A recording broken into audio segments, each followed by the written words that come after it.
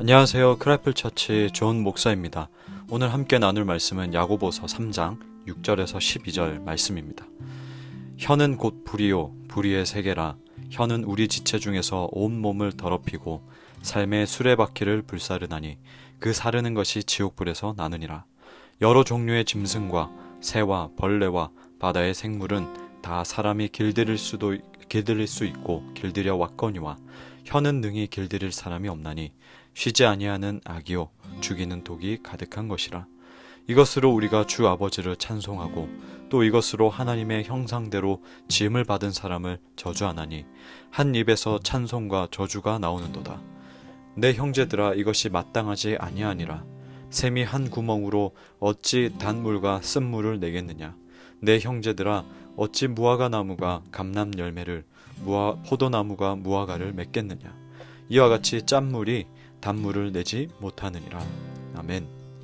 야고보는 계속해서 혀의 특성에 대해서 말을 합니다.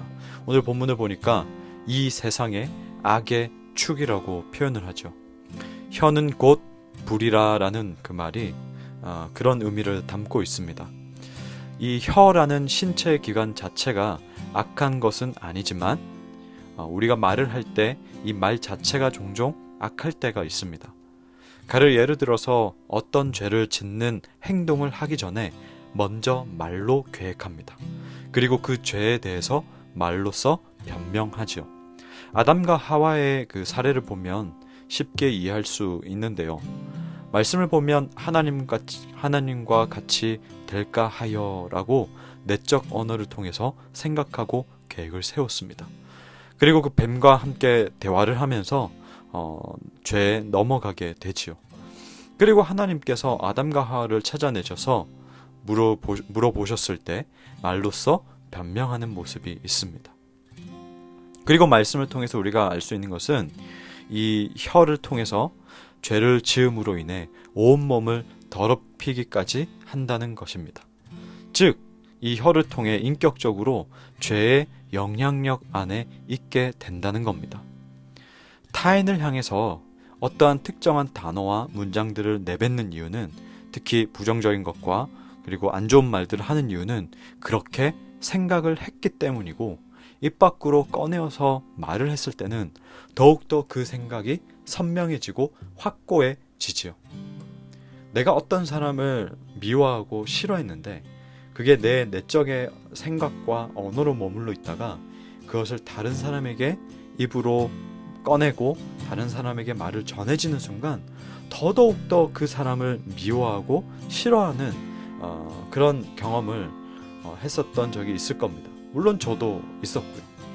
그래서 예수님은 입으로 들어가는 것이 사람을 더럽게 하는 것이 아니라 입에서 나오는 그것이 사람을 더럽게 하는 것이니라 라고 마태복음 15장 11절 말씀에서 그렇게 말씀하셨습니다. 그래서 우리 입은 우리를 더럽힙니다. 그렇다면 이 혀는 어떻게 해야 될까요? 야고보는 더 절망적인 말을 합니다. 7절 말씀을 보니까 여러 종류의 짐승과 새와 벌레와 바다의 생물은 다 사람이 길들일 수 있고 길들여 왔거니와 8절 혀는 능히 길들일 사람이 없나니 쉬지 아니하는 악이요 죽이는 독이 가득한 것이라. 한 주석가는 이게 시적인 표현 같다라고 하면서 이렇게 말합니다. 즉, 여러 종류의 짐승은 다 사람이 길들일 수 있으나 혀는 능히 길들일 사람이 없다. 단 두 문장으로 이렇게 표현을 하죠. 이렇게 볼 수 있죠. 어떤 사람도, 이 땅의 어떤 사람도 자신의 혀를 길들일 수 없다. 9절에서 11절 말씀은 더욱 혼돈 가운데 있는 사람의 혀의 상태에 대해서 말합니다. 질서가 무너졌을 때, 죄로 인해서 질서가 무너졌을 때 무질서가 오게 되고 혼돈 상태로 바뀌죠. 말씀에 기록된 대로 한 입으로 하나님을 찬송했다가 그 같은 입으로 하나님께서 그의 형상을 따라서 지으신 사람을 저주합니다. 일관성이 없는 혼돈스러운 언어입니다. 같은 샘에서 단물과 쓴물이 함께 나오는 것이 말이 안 되는 것처럼 그보다 더 혼돈 상태가 사람의 입이라는 것을 알 수 있습니다. 여러분, 한번 바닷물을 떠서 한번 마셔보세요. 그 바닷물에서 단맛이 납니까? 바닷물을 떠서 마셨는데 계곡에서 물을 맛보는 것처럼 그러한 맛들이 납니까? 아닙니다. 짠맛입니다. 수돗물을 마시면 그저 그 물의 맛만 납니다.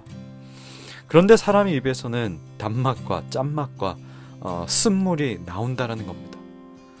어떤 의미에서는 혀의 악한 언어들은 마음에서부터 나오는데, 그렇다고 한다면 사람의 마음이 한 마음이 아니라 나뉜 마음의 상태이기 때문이 아닐까요? 하나님으로부터 솟아나오는 물인지 하나님으로부터 멀어진 마음으로 나온 물인지 우리는 반드시 살펴봐야 합니다. 예배당에서 하나님을 향해서는 그렇게 목 놓아 부르짖고 찬양하고 아름다운 언어로 고백하면서 자신의 이웃에 대해서는, 여기서 즉 자신의 이웃은 자신의 가장 가까운 가족부터 포함해서 점점 멀어지는 그 범위를 다 포함합니다. 자신의 이웃에 대해서는 악한 말들을 쏟아낸다면 그저 예배당의 언어는 종교 표현에 불과한 것입니다. 그러고 보면 이스라엘 백성이 하나님을 일관되게 사랑하지 않아도 제사를 드리고 찬양했던 것을 우리는 구약 말씀에서 보게 됩니다. 오늘날도 교회 안에 나뉜 마음으로 예배한 자들이 있겠죠. 참 무섭지 않습니까? 교회 안과 밖에 상관없이 하나님 나라를 살아가는 그리스도인으로서 하나님의 형상대로 지음받은 사람들에게 생명을 불어넣는 언어로, 축복의 언어로 대화하기를 바랍니다. 오늘도 하루를 보낼 때에 마음속에서 욱욱 쓴뿌리가 올라나오더라도 우리의 마음에서 쓴물이 나오는 것이 아니라 하나님으로부터 나오는 성령의 샘물로 나오는 언어가 되기를 주님 이름으로 축복합니다. 하나님 아버지, 이 혀는 이 땅에 어떤 사람도 길들일 수 없다라고 했습니다. 그러면 그것을 반대로 돌이켜서 생각해 보면 이 혀를 길들이기 위해서는 하나님의 은혜가 필요하고 하나님의 자비가 필요하고 하나님이 너무나도 필요합니다. 하나님만이 우리의 혀를 통제하실 수 있고 컨트롤할 수 있기 때문입니다. 하나님, 우리의 마음과 이 혀가 온전히 하나님 앞에서 일치되게 해주시고 우리의 이 마음과 혀가 하나님께 고백하고 찬양하고 말씀을 읽고 또 말씀을 선포하는 또 일들을 담당하는데 동일하게 하나님을 향해서 쏟아내는 그 언어와 동일하게 우리 주변의 이웃들에게, 가장 가까운 사람들에게 동일한 언어의 향기를 뿜어내는 우리 그리스도인이 될 수 있도록, 우리 크라이플이 될 수 있도록 인도하여 주옵소서. 예수님의 이름으로 기도합나이다. 아멘.